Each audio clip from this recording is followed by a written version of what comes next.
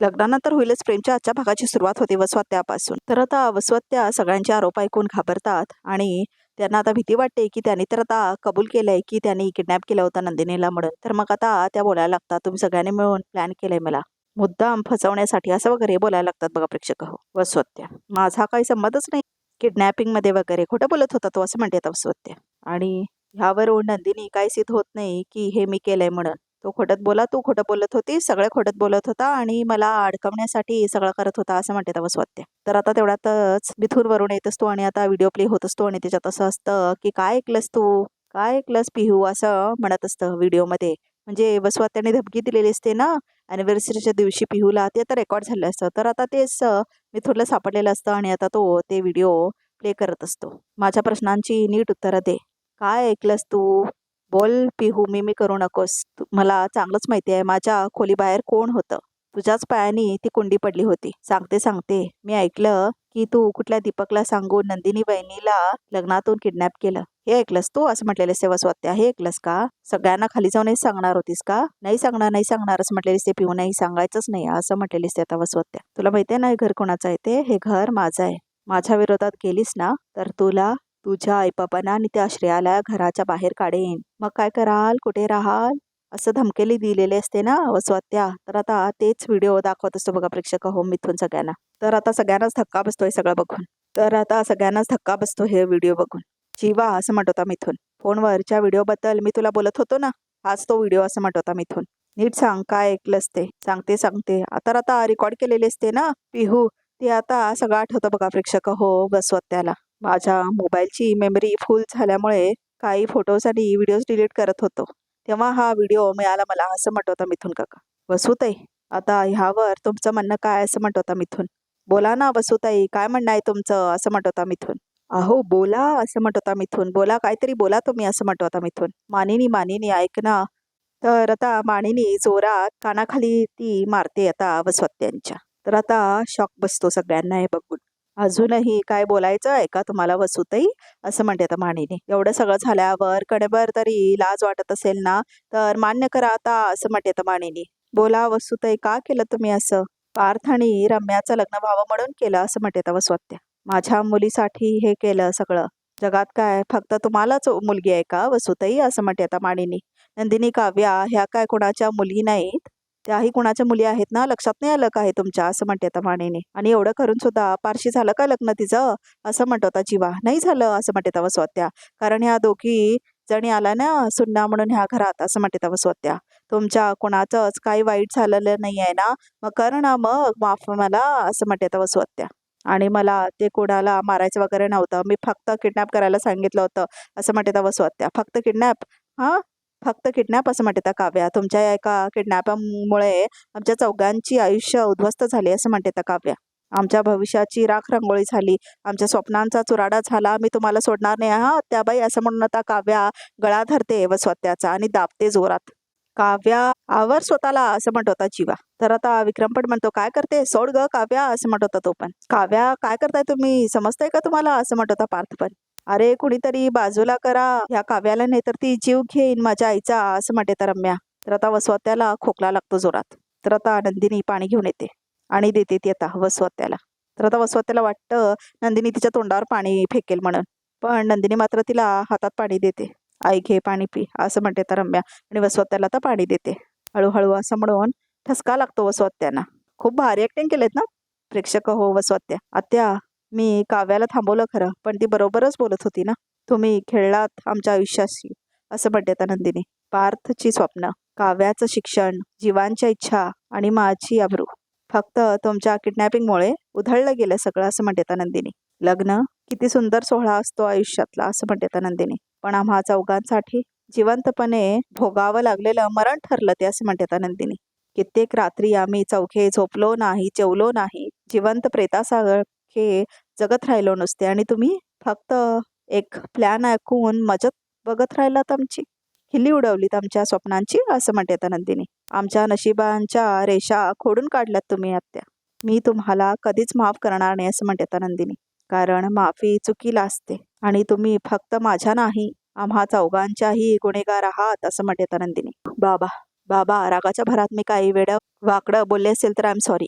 पण बाबा मी खोटं बोलत नव्हते आणि आपली पिहू सुद्धा खोटं बोलत नव्हती असं म्हणते आता नंदिनी विक्रमला. तर आता आठवतं सगळा प्रसंग विक्रमला, कसं पिहू बोललेली असते ना की वसुमावशी असं केली नाही वगैरे बोललेली असते ना पिहू, आणि विक्रम कसा ओरडलेला असतो नंदिनीला. त्याच्यानंतर सगळं आठवतं त्याला. वसुताई तिला ओरडलेच नाही असं म्हणाली ती, असं म्हणत होता विक्रम. मग कुठल्या बेसवरती तू नुसते नको नको ते आरोप करतेस असं म्हटलेलं असतं ना विक्रम. त्याला आठवतं सगळं. वसुआत्याने दीपकला सांगून लग्नातून मला किडनॅप केलं होतं. त्या खोट्या आहेत, मी नाही असं म्हणते आता नंदिनी. मी खरं बोलत होते बाबा असं म्हणते आता नंदिनी. मी खरं बोलत होते असं म्हणून माफी मागते आता नंदिनी विक्रमची हात जोडून. अगं मग तुझ्याकडे पुरावा नसतानाही तू वसू आत्यांवर असं का आरोप केलेत? का तिला सगळ्यांसमोर शर्मेने मान खाली घालायला लावलेस असं विक्रम म्हणलेला असतो. त्याला आठवतं सगळं. आणि तू तिची बाजू घेतोस ना, तू तिची बायको, खोटं बोलतेय ती. मला काय हे पटत नाही आहे हा असं म्हटलेलीस ते माणिनी. तुला तर पटणारच नाही माणिनी, कारण तुला पहिल्यापासूनच वसवात्याचा आणि रम्याचा प्रॉब्लेम आहे. स्वतःच्या हट्टापायी सगळं नासून टाकलंस तू आज. खरंच लाज वाटते मला असं म्हटलेलं असतं ना विक्रम. सगळं आठवतं त्याला. तर आता विक्रम नंदिनीला मिठी मारतो. तर आता विक्रम येतो, वसवात्यासमोर थांबतो. आज तू सगळी हद्द पार केलीस असं म्हणतो आता विक्रम. माझी बहीण म्हणून, माझी ताई म्हणून अख्ख्या जगाशी भांडलो मी तुझ्यासाठी. पण आज तू जे काही केलंस ना, हे आता माझ्याकडे तुझ्यासाठी कोणतीच माफी नाही आहे असं म्हणत होता विक्रम. आणि माफ आपल्या माणसाला करतात. तू कोण आहेस माझी?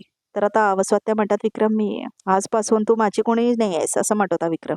तू माझी बहीण होतीस, पण या क्षणापासून तू माझ्यासाठी मेली आहेस असं म्हणत होता विक्रम. तर आता वसवात्या रडायला लागतात. असं नको बोलूस रे असं म्हणते आता वसवात्या. आणि आता विक्रम राखी काढून फेकून टाकतो बघा प्रेक्षक हो. तर आता रम्या पण खूप रडत असते बघा प्रेक्षक हो. ही राखी बांधताना मी तुझ्यावर विश्वास ठेवावा अशी मौनी मागितली होतीस ना तू, पण आता त्याच विश्वासाला तू तडा दिलायस. त्यामुळे या राखीच्या धाग्याला सुद्धा कसलंच मौल्य उरलेलं नाहीये. तेव्हा तुझी कुठलीही गोष्ट नको आहे मला आता. आणि ही राखी सुद्धा असं म्हणतो आता विक्रम. त्या राखीची दोरी सैल झाली होती, कारण ती बांधतानाच मनात काळा बहिरा होता असं म्हणत होता विक्रम वसवत्याला. आणि आता तो राखी जोरात फेकून देतो.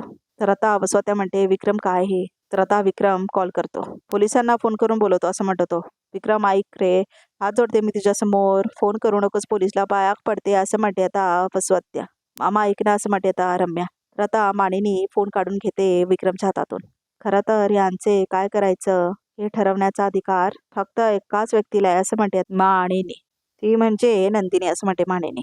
मनस्ताप आपल्या सगळ्यांनाच झालाय, पण ह्यांची काळी बेर सगळ्यांसमोर आणून दाखवायची ती म्हणजे नंदिनी, आणि पुरावा आणले ते पण नंदिनीनेच असं म्हणते माणिनी.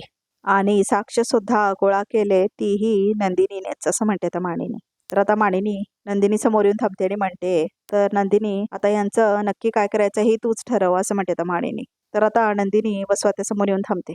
तर आता वसवात्या म्हणतात, मी अपराधी आहे तुझी नंदिनी असं हात जोडून म्हणतात त्या. माफी मागायला माझ्याकडे शब्द सुद्धा नाही आहे असं म्हणते आता वसवात्या. तू खरंच खूप चांगली मुलगी आहेस का?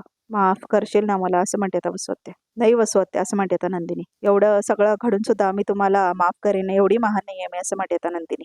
आणि मला व्हायचंही नाहीये, कारण तुम्ही थंड डोक्याने सूड बुद्धी ठेवून हा गुन्हा केलाय, ह्यासाठी मी तुम्हाला कधीच माफ करणार नाही असं म्हणते आता नंदिनी. आणि तुम्हाला शिक्षा देण्याचा हक्क फक्त मला एकटीलाच नाहीये, या घरातल्या प्रत्येक माणसाला आहे. अगं शिक्षा काय देत बसलीस ताई, सरळ घराबाहेर काढा यांना असं म्हणते आता काव्या. तर आता विक्रम म्हणतो, नाही घराबाहेर नाही काढू शकत आम्ही तिला, कारण कागदोपत्री हे घर माझ्या आणि वसुंधरा शितोळे यांच्या नावावर आहे. त्यामुळे या घरावर माझ्या इतकाच हिचाही हक्क आहे असं म्हणतो होता विक्रम. आता ही आणि हिच्याशी संबंधित कुठली गोष्ट नको आहे मला असं म्हणतो होता विक्रम. शिवाय हिच्या सारख्या घाणेरड्या आणि विकृत मनबुद्धीच्या व्यक्तीबद्दल कुणीही कसं राहू शकेल असं म्हणतो होता विक्रम. आणि हा मूर्खपणा मला अजिबात करायचा नाही असं म्हणतो होता विक्रम. हिला हिच्या मुलीचं लग्न पार सोबत करायचं होतं ना, म्हणून ते मिळवण्याचा प्रयत्न केलाच नाही ने. न जाणं उद्या कदाचित सुद्धा माझंच आहे असं म्हणून पुन्हा आपल्याला ओरबडण्याचा प्रयत्न करेल, आणि जे मला नको आहे असं म्हणत होता विक्रम. आजपर्यंत मी माझ्या मुलांच्या सुखांचाच विचार केला आणि आताही करेल. त्यामुळे आपल्या सगळ्यांच्या सुखासाठी आपण ह्या क्षणापासून इकडून निघून जायचं असं म्हणत होता विक्रम. माझी मुलं, माझी सोनं आणि बायको ह्यापुढे ह्या तुझ्या घराचा पाया सुद्धा चढणार नाही तसं म्हणत होता विक्रम. मला हिचा चेहरा सुद्धा बघायचा नाही असं म्हणत होता विक्रम. हिचा चेहरा बघण्यापेक्षा आपण हे घर सोडू असं म्हणत होता विक्रम. जे काही पैसे असतील ना ते सगळे हिला परत देऊ असं म्हणतो विक्रम. स्वतःच्या हिमतीवर नवीन बंगला बांधू, त्यात राहू असं म्हणतो विक्रम. तोपर्यंत हॉटेलमध्ये राहू, पण हिच्यासोबत राहायचं नाही आहे मला आता असं म्हणत होता विक्रम. नाही नाही विक्रम अहो, आपण काय घर सोडायचं? कागदोपत्री जसं हे घर त्यांच्या नावावर आहे तसंच हे घर आपल्या नावावर पण आहे असं म्हणते आता मानिनी. अहो हे आपल्या घराने काय काय बघितलंय, आपल्या मुलांचं बालपण या घराने पाहिलंय, माझ्या मुलांचा गृहप्रवेश याच घरात झालाय आणि उन्हाळे पावसाळे पाहिले तेही इथेच असं म्हणते आता मानिनी.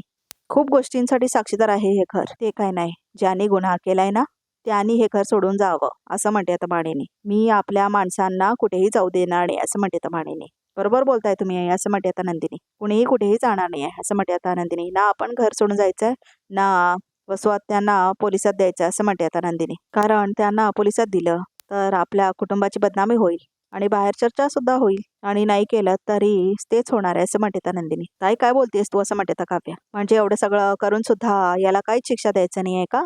शिक्षा मिळेल ना असं म्हणते आता नंदिनी. आजपासून या घरात वसुआत्यांशी कोणीही बोलणार नाही आणि या घरातली सगळी कामं वसुआत्याच करतील असं म्हणते आता नंदिनी. म्हणजे असं म्हणते आता रम्या. या वयात माझ्या आईला तू घरकामाला लावणार आहेस असं म्हणते आता रम्या.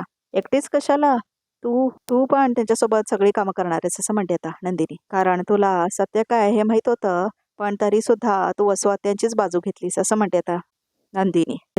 म्हणजे एका अर्थी तू गुन्हेगाराची साथ दिलीस ना, आणि जो गुन्हेगाराची साथ देतो तो स्वतः सुद्धा खूप मोठा गुन्हेगार असतो असं म्हणते आता नंदिनी. म्हणून आजपासून तुला सुद्धा ही शिक्षा असं म्हणते आता नंदिनी. अगं पण मी काहीच केलं नाही असं म्हणते रम्या. रम्या तुला काय वाटलं एवढं सगळं होऊन होता, तुला आणि तुझ्या आईला काहीही बोलायचा हक्क असेल असं वाटतं तुला असं म्हणते आता काव्या. माफ तर मी तुम्हाला कधीच नाही करणार वसवते असं म्हणते आता नंदिनी. कारण तुम्ही जे केलंय तो माणुसकीचा अपमान आहे, नात्यांचा अपमान आहे, विश्वासघात केलाय तुम्ही आमचा असं म्हणते आता नंदिनी. त्यामुळे आजपासून हीच तुमची शिक्षा असं म्हणते आता नंदिनी. यापुढे तुम्ही दोघी या घरात साध्या कपड्यात राहाल, खाली मान घालून वावराल आणि दिलेलं प्रत्येक काम कराल असं म्हणते आता नंदिनी. ह्या घरातला सगळ्यांचा माझ्या माणसांसमोर तुम्ही मला खोटं पाडलात, माझा अपमान केलात ना, पण तरी सुद्धा माझी लाज राखायला हीच माझी माणसं कृष्ण बनवून माझ्यासाठी धावत आली. काय करणार असं म्हणत होता जीवा. कलियुग आहे आणि या कलियुगात सगळ्यांनाच एकमेकांचा कृष्ण व्हावंच लागतं असं म्हणत होता जीवा. मला चक्रव्यूहात अडकवण्यासाठी खूप प्रयत्न केलात तुम्ही वसुआत्या, पण माझ्या ह्याच माणसांमुळे चक्रव्यूह भेदून मी बाहेर आले. आता यापुढे दुसरा कुठलाच महाभारत रचू नका तुम्ही वसुआत्या असं म्हणते आता नंदिनी. तर आता वसुआत्या म्हणतात नंदिनी मला माफ कर ग, मला माहिती आहे मी चूक केली आहे, त्यासाठी मला तोंड दाखवायलाही जागा नाही आहे. बरोबर असं म्हणते आता नंदिनी. बरोबर बोललात तुम्ही आणि म्हणूनच यापुढे आम्हा कोणालाही तुमचं तोंड सुद्धा दाखवू नका असं म्हणते आता नंदिनी. बाबांच्या मनाचा विचार करतोय म्हणून, पण ह्या घरात राहायचं असेल तर कोणालाही तोंड न दाखवता खाली मान घालून वावरावं लागेल असं म्हणते आता नंदिनी. बोला असं म्हणते नंदिनी. आहे मान्य नंदिनी असं म्हणते आता वसुआत्या. मान खाली म्हटलं मी असं म्हणते आता नंदिनी. तर वसुआत्याला परत परत म्हणते नंदिनी मान खाली म्हणत. तर प्रेक्षक आजचा भाग इथे संपतो. बघे तर रिकॅपमध्ये काय आहे ते. इथून पुढे एकही उचापती केली तर मी ह्यांना सोडणार नाही आहे, कळलं असं म्हणते आता काव्या. या राखीची शपथ, तुझा आनंद मुळासाकट उपटून फेकेन, मी हारली आहे, संपले नाही असं वसुआत्या आता हॅपी फॅमिली बघून मानिनीची फ्रस्ट्रेट होतात आणि म्हणतात बघा प्रेक्षक की त्या बदला घेणार आहेत म्हणून. तर आता नंदिनी जीवाला सांगते की मला काव्या आणि आई सांगत होत्या की त्या कशा रम्या आणि वसुआत्यांना कामाला लावणार आहेत. मग असं म्हणत होता जीवा, पण त्यांना असं राबावून घेणं माहित नाही का मला योग्य वाटत नाही असं म्हणते आता नंदिनी. म्हणजे त्यांनी तुला जखमा दिला, ज्या जखमा तुझ्या मनात अजूनही ताज्या आहेत तरी तुला त्यांचं वाईट वाटतंय असं म्हणतो आता जीवा.